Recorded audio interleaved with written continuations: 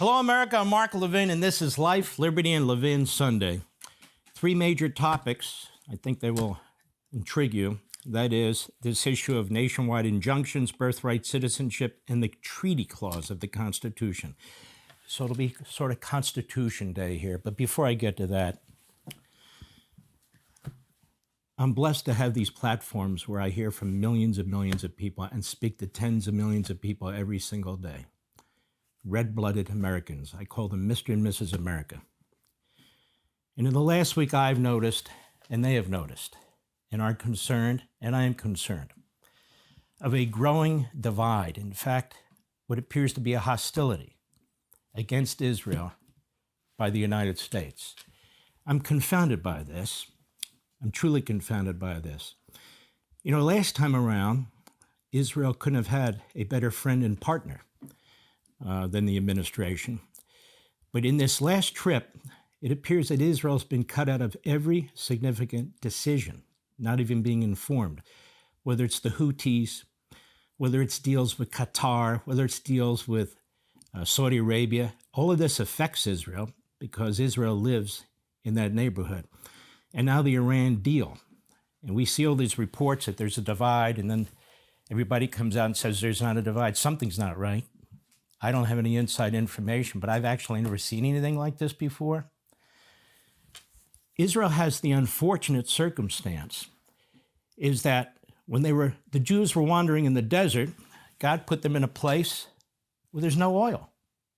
You've got these tiny little fiefdoms, these monarchies, that have hundreds of billions of dollars, trillions of dollars. Maybe they have a population of 300,000 or 500,000.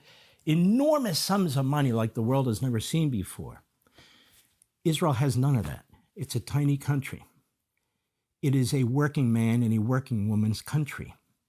That's what it is. And so they can never compete if the competition is about finances. They don't have the gifts. They don't have the resources to lavish on our businesses, to lavish on our government. But what they do have is that what we share with them is the Judeo-Christian values and belief systems that bring Jews and Christians and people together. The same faith in different faiths, the Holy Land. That's what ties America and Israel. People say, what do we get out of this? Everything is not transactional. Everything is not a deal. Some things are much bigger than that. Much bigger than that. I feel we need to have a national discussion about this. I feel that the American people have been cut out of this process. We hear about deals. We hear what the Democrats say, the Republicans say, the administration says, the press says. What about we, the people? What about Mr. and Mrs. America? Do we like Qatar? Do we like Qatar, the protected KSM, the mastermind behind 9/11 who murdered over 2,000 of our American citizens, firefighters, police officers, just workaday people? Most Americans despise that country. How about Saudi Arabia that funded 9/11? How about the 9/11 families? Are they happy with all this? Has anybody asked them? Nobody's asked them. What about reparations to Israel? Because Qatar funded Hamas on October 7th. Why don't they pay Israel reparations rather than pressuring Israel to figure out how to handle the result of what Qatar and their puppets, Hamas, have done? I'm just raising these issues. I want a national discussion, a national debate on this issue. That's what America is about. That's what freedom of speech is. That's what communication is. That's what republicanism, small r, is. This isn't an attack on anybody. You in the media, you could twist it any way you want. I say what I mean, and I mean what I say. It can be dismissed. It can be embraced. Whatever. But that's my view. It is time for a national discussion about what our policies are to be. I feel very strongly about that. All right, let me move on to the Constitution of the United States. Nationwide injunctions. I listened to this Supreme Court on Wednesday, I think it was. in this case, and I was disgusted and appalled by the liberal justice, Justice Jackson, talking about, well, national injunctions will bring faster resolution of the issue because you can get it to the Supreme Court faster. I thought to myself, does she even know how this works? If I bring a case in a federal district court over and over again, it's called a federal district court, not a federal national court. I can appeal it to a circuit court. The circuit court can make a decision, and then I can appeal it to the Supreme Court. The Supreme Court, 4 justices decide if they'll take up a case. So how would it be faster if one of these rogue district court judges puts in a national injunction, it's appealed, and then goes to the Supreme Court, than if that rogue federal district judge actually rules in the district? Then it's appealed. The Supreme Court makes the decision. Somebody can bring an emergency appeal. So I felt to myself, the hell is she even talking about? So that didn't make any sense. Then Justice Barrett goes off, and the Solicitor General, who's really good, she gets off on this issue about, well, now what in the Second Circuit, if the circuit court rules against you, aren't you obliged to comply with it? And the Solicitor General says, overwhelmingly, yes, but there are rare circumstances. Rare circumstances? She was upset. So I want to try and educate Justice Barrett just a little bit. Maybe she heard of the Dred Scott decision. Most people think that was a horrendous decision. It was argued in 1856 and decided in 1857 and precipitated the Civil War. The Supreme Court majority ruled that basically slavery is here to stay and there's not a damn thing anyone can do about it, including Congress. Where do you go to fix that? That's the Supreme Court. So I would ask Justice Barrett, should that decision have been honored? Is that okay with you? You see, the courts aren't always right. In fact, the Supreme Court's often wrong. Ask the people who were put in internment camps in the United States, the Japanese Americans, under FDR, in the Korematsu decision, when your court upheld it. Or ask all the people who had to deal with segregation in the Plessy case in 1896, because your court ruled separate but equal is equal. Now, you eventually got around to Brown versus Board of Education to fix it. But for the about 60 years in the intervening period of time, people suffered as a result of the Supreme Court decision. You see, ladies and gentlemen, Barrett has it all wrong. She's worried about power. See this? I'm not going to discuss it today. I have too much power. What I heard about this nationwide injunction stuff was the court, the liberals in the court, demanding that the power the lower courts have seized, they should be able to keep, destroying our separation of powers and our balance of powers. Well, we're going to fight that. We're going to fight this on this program. We're going to fight it on my radio show. There should be no national injunctions. One judge, one lawyer in a black robe who you don't know anything about. That's not the consent of the government. That's not representative government. You know, up until 1963, you didn't have national injunctions. Now they're coming out of our ears because Donald Trump's president and they're trying to cripple his presidency. We know what they're doing. These are left-wing judges with left-wing litigants cherry-picking these courts and getting the decisions they want. Is that what the court wants? Well, the court might want it, but the rest of us don't. Now, let's get to birthright citizenship. Where's the phrase birthright citizenship in the Constitution? It doesn't exist. Birthright citizenship. They take the 14th Amendment, and that's the amendment through which they try to drive their agenda, whether it's trying to keep Trump off the ballot, whether it's trying to spend endlessly without any kind of caps on the debt, whatever it is. The 13th, 14th Amendments were simple. They said black people have rights too. The Civil War is over. They are free. Their children are free. They have due process rights. They have equal protection rights. They have the right to vote. They are full citizens. That's what those amendments were basically about. Oh, and their children, the children they have now and the children they have in the future, they're citizens too. Now, why did they do that? Because you still had some states that were saying, no, they're not. And so we amended the Constitution that said, oh, yes, they are. And when you amend the Constitution, you need what? 3/4 of the states to sign off. So the overwhelming majority of the states agreed. The word immigrant or foreigner came up once in the 1866 Civil Rights Act.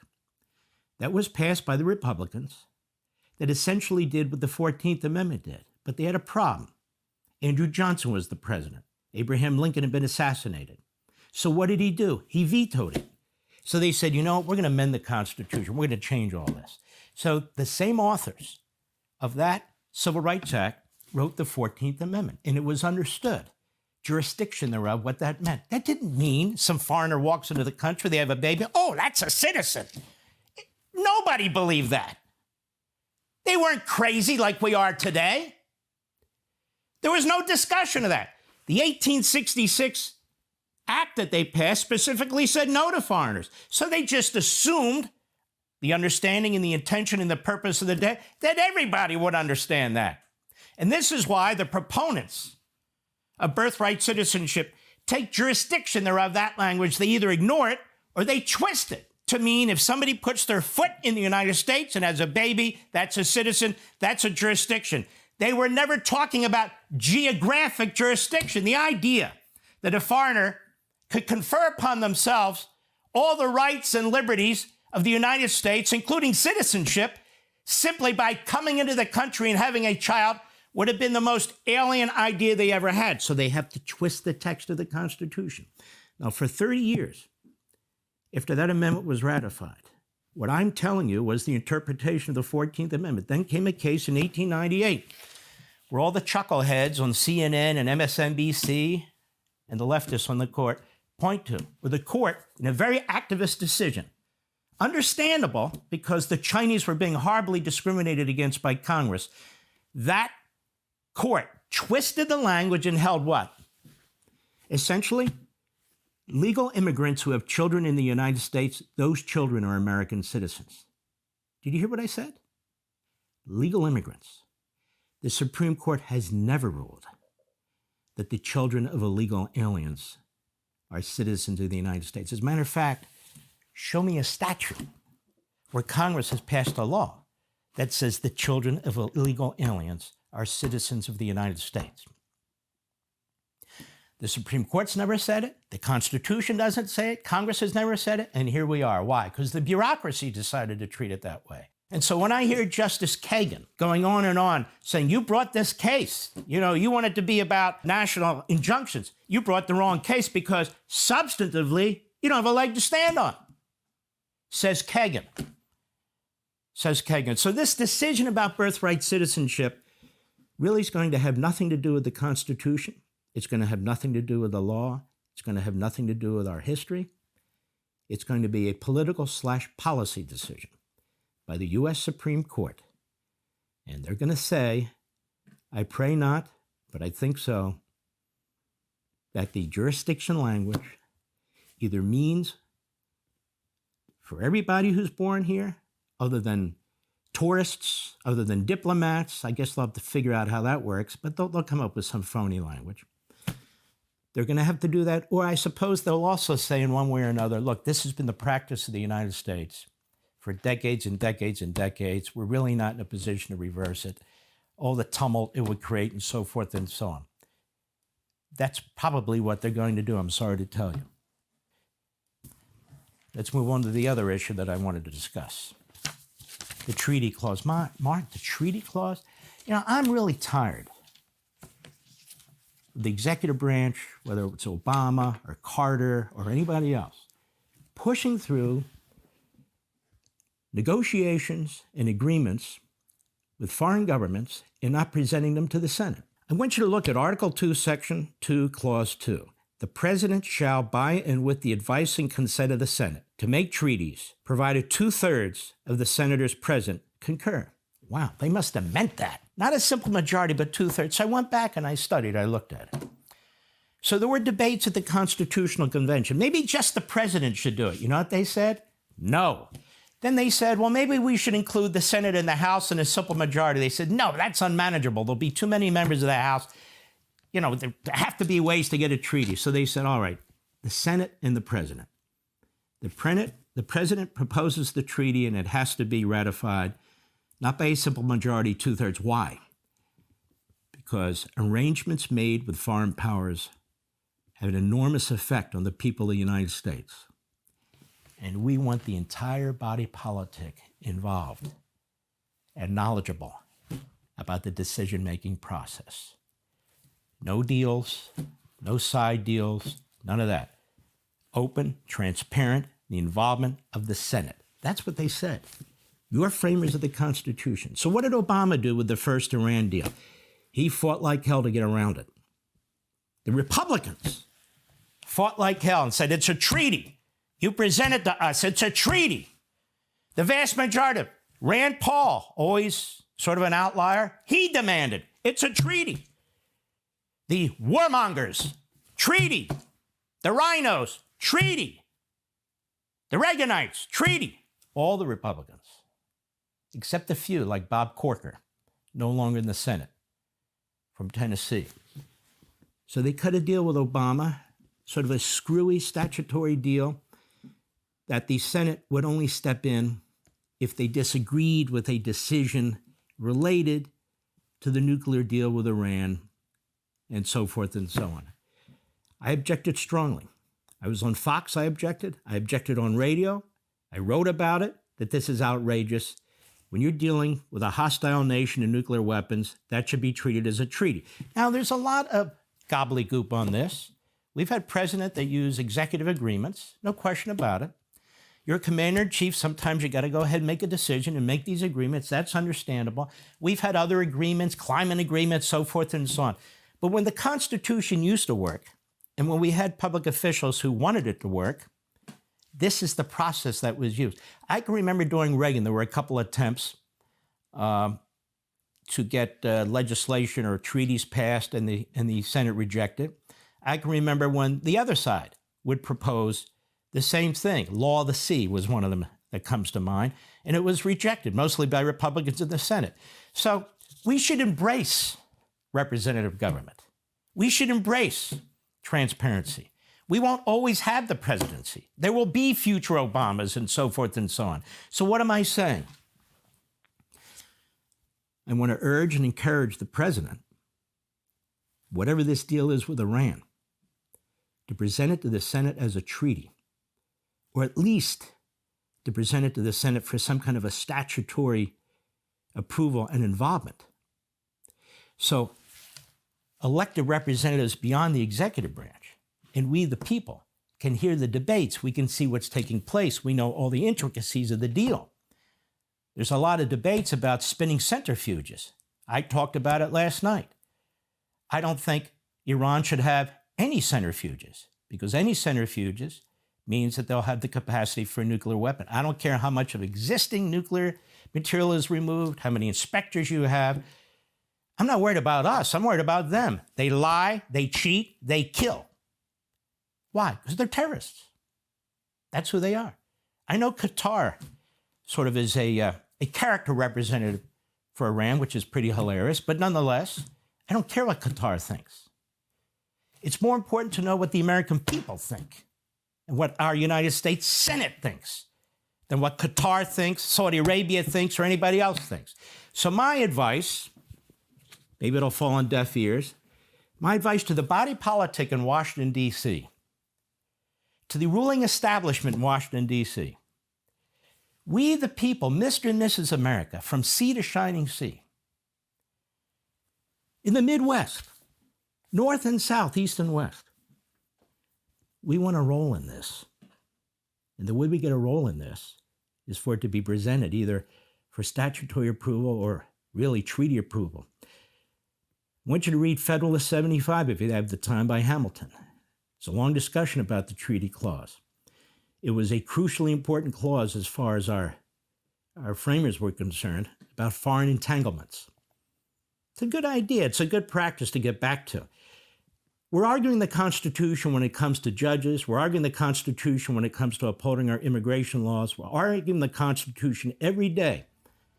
And thank God we have this administration that stands for the Constitution. Here's just another example where I'm arguing for the Constitution. Hey, Sean Hannity here. Hey, click here to subscribe to Fox News YouTube page and catch our hottest interviews and most compelling analysis. You will not get it anywhere else.